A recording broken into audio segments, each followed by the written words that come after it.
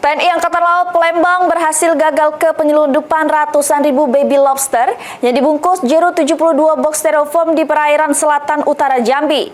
Dari kasus ini, 3 orang pelaku juga diamankan.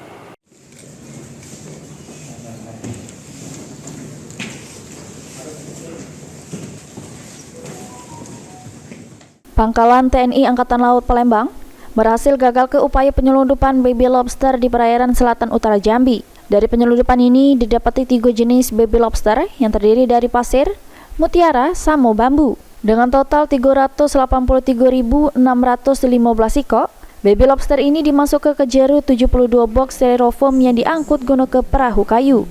Terungkapnya kasus ini bermula dari personil TNI Angkatan Laut Palembang yang mendeteksi kapal kayu yang mencurigakan yang tidak dilengkapi lampu penerangan di perairan selatan utara Jambi. Kapal ini diduga nak ngirim ke kapal lain yang terdeteksi nak dikirim ke luar negeri. Jeru penyelundupan ini didapati kerugian negara mencapai 38 miliar rupiah lebih.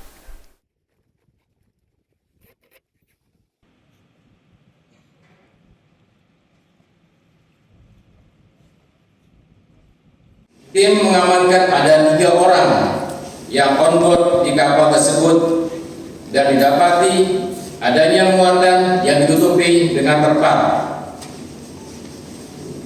Setelah diperiksa, ditemukan adanya 72 box styrofoam yang diberi pelapis berwarna hitam yang setelah diperiksa berisi benih-benih lobster.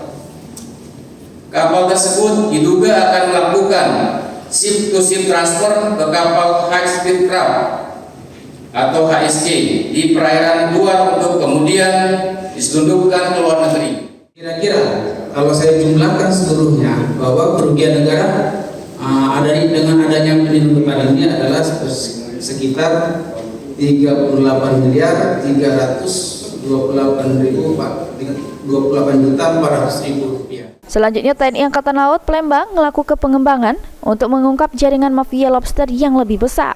Mulyadi, PAL TV.